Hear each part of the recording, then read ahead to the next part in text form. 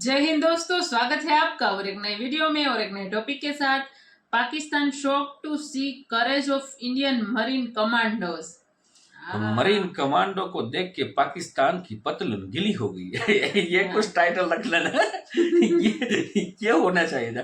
बाकी चलो दोस्तों, पहले वीडियो स्टार्ट करते हैं। आशा करेंगे पसंद जरूर आएगा और पसंद आए तो लाइक और शेयर जरूर से कर दीजिएगा। चैनल पर पहली बार है, सब्सक्राइब नहीं किया तो सब्सक्राइब जरूर से कर दीजिएगा। चलिए स्टार्ट करते हैं।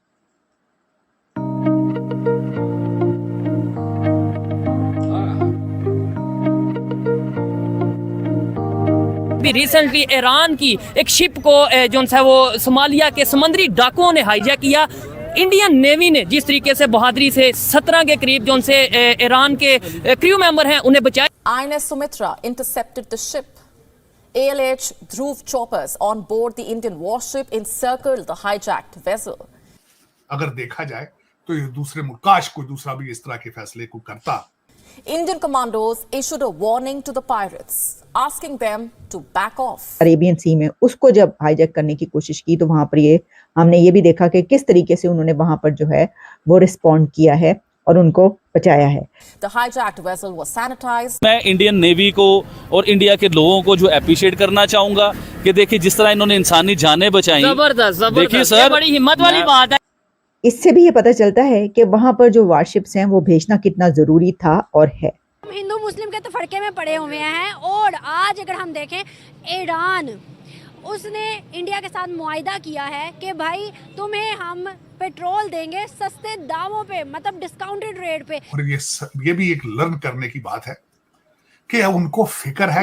जितने भी हमारे दीगर मुस्लिम कंट्रीज हैं, हमें कोई भी रिलीफ के तौर पर ना डिस्काउंटेड ऑयल दे रहा, ना गैस दे रहा, ना पेट्रोल दे रहा, कोई भी चीज नहीं दे रहा। आपकी किस्मत में ऐसे ही है, जूते ही हैं, वो जूते अब पड़ रहे हैं और पड़ते रहेंगे। It is India that is time and again responding to the SOS calls. जय हिंद दोस्तों, a very warm welcome to Hindustan special channel. भारतीय नौसेना ने जांबाजी दिखाते हुए समुद्री लुटेरों द्वारा अपहरण किए गए ईरानी जहाज को लुटेरों से मुक्त करवा लिया है। भारत के जंगी जहाज INS सुमित्रा ने 17 क्रू मेंबर्स को समुद्री डाकुओं से बचाया। जानकारी के अनुसार भारतीय नौसेना के जंगी जहाज INS सुमित्रा ने अरब सागर में कोची से 700 समुद्री मील दूर पश्चिम में सोमाली समुद्री डाकुओं द्वारा अपहरण किए गए लोगों को बचा लिया है। इस ईरानी जहाज MV ईमान में 17 क्रू मेंबर बैठे हुए थे, जिनका अपहरण समुद्री डाकुओं ने कर लिया था। भारतीय रक्षा मंत्रालय के अधिकारियों ने इस घटना का खुलासा करते हुए कहा कि देश के पूर्वी तट की ओर यानी अरब सागर के पास अदन की खाड़ी में तैनात INS सुमित्रा ने तत्काल रिस्पॉन्ड किया। जैसे ही ईरान फिशिंग वेसल ईमान के खतरे का अलार्म बजा, डिस्ट्रेस कॉल आई, सुमित्रा ने तेजी से उसकी तरफ स्पीड बढ़ाई। ईरानी जहाज पर सोमालिया समुद्री लुटेरों ने कब्जा जमा लिया था, क्रू मेंबर्स को बंधक बना लिया था। भारतीय नौसेना ने सभी 17 क्रू मेंबर्स को बचा लिया। जो ईरान का इशू चल रहा है, पाकिस्तान के साथ इशू चल रहा है, दो मुस्लिम कंट्रीज हैं आपस में लड़ते नजर आ रहे हैं और दूसरी साइड पे पाकिस्तान की मीडिया में ये बताया जा रहा है कि इंडिया सपोर्ट कर रहा है जी ईरान को पाकिस्तान के खिलाफ। शुएब भाई, ये तो सरासर प्रोपेगेंडा और गलत बात है। देखिए जो जेन्युइन बात है ना, रियलिटी को सामने लेके आओ। क्यों डरते हो आप? ईरान को आप ये कहना चाह रहे हो या मीडिया ये कहना चाह रही है कि ईरान और इंडिया के रिलेशन इसलिए बेहतर हो रहे हैं कि ईरान ने पाकिस्तान पे अटैक कर दिया, ये मकसद है ना कहने का। और भाई साहब, मैं आपको बताता हूँ, अपनी गलतफहमियां पहले दिमाग में से निकालिए। ईरान से इंडिया उस टाइम में पेट्रोल ले रहा था कि जब पाकिस्तान का कोई कॉन्सेप्ट नहीं था और पूरी दुनिया ने मना कर दिया था ईरान से पेट्रोल लेने के लिए। अमेरिका ने मना किया था। जी सर, मैं मुख्तलिफ तरीके से बताता होता हूँ कि पूरी दुनिया से जब मना कर दिया गया कि ईरान से पेट्रोल नहीं लेना, इंडिया उस टाइम भी पेट्रोल ले रहा था। इंडिया उस टाइम भी देखे ना जिस तरह चाबहार पोर्ट बनाया ईरान में। मैं सर वही बताने लगा हूँ।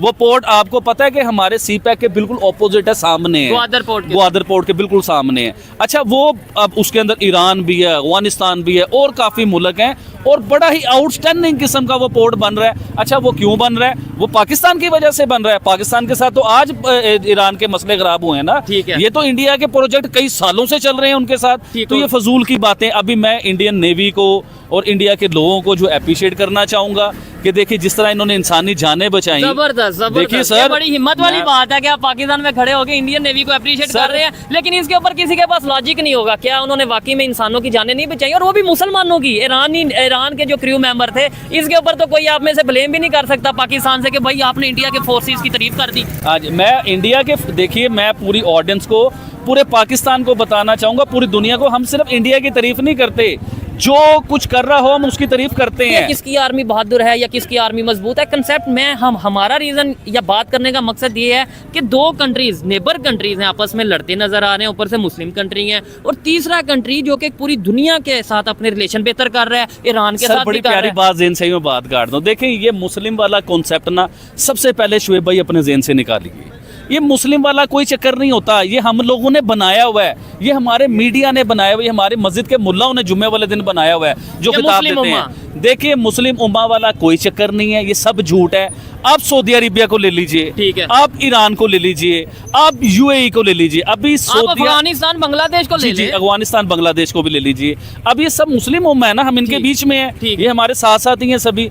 अब मुझे बताएं कि कितने मुल्कों के मैंने नाम लिए हैं, हमारे पाकिस्तान के इन मुल्कों में किस किस मुसलमान के साथ रिलेशन बेहतर है, कौन से मुल्क के साथ बेहतर ये है? मैं- एक सेकंड सर, एक सेकंड ठीक है। थोड़ी सी बात शुएब भाई ठीक है, कंप्लीट होने ठीक दें, है। उसके बाद आप बोलिए। जरूर। देखिए अफगानिस्तान के साथ हमारा पंगा, बांग्लादेश के, ओए होए बांग्लादेश का नाम जेन में आ गया। अभी बांग्लादेश के लिए 5 मिनट आप मुझे दीजिएगा, मैंने बांग्लादेश के ऊपर ठीक- बातें करनी ठीक है। बांग्लादेश के साथ हमारा पंगा है, उसके बाद ईरान के साथ हमारा पंगा हो गया। मतलब ये है कि अभी सऊदी अरेबिया में देखें कि मक्का में, मदीना में सॉरी, इंडिया की एक खतून जो वजीर थी जी। वो मदीना शरीफ गई। ठीक है। तो मकसद ये है कि सऊदी अरेबिया और ये जो सारे मुल्क है ना, इन्हें अब समझ आने लगी हुई है कि दुनिया है दुनिया। और बात हुई है भारत की शिपिंग जो वहां पे हो रही है वो, और ये भी एक लर्न करने की बात है कि उनको फिक्र है कि भारत का ट्रेड है उसका क्या बनेगा।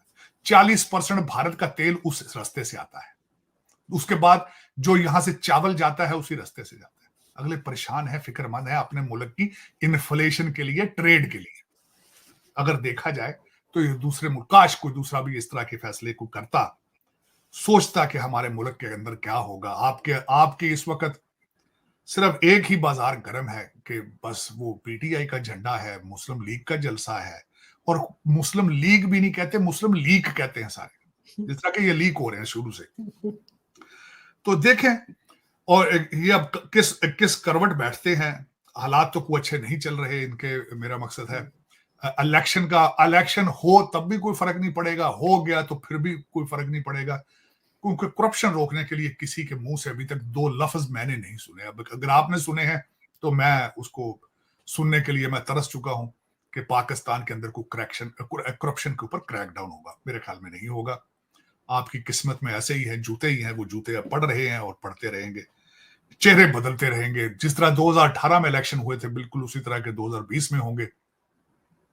छोटे भाईजान की जो शहबाज शरीफ साहब थे, उनकी कैबिनेट 80 लोगों की थी, तो मियां साहब आएंगे उनकी 180 की होगी। कोई 200 एमएनए होंगे, उनमें से 180 आपके वजीर होंगे।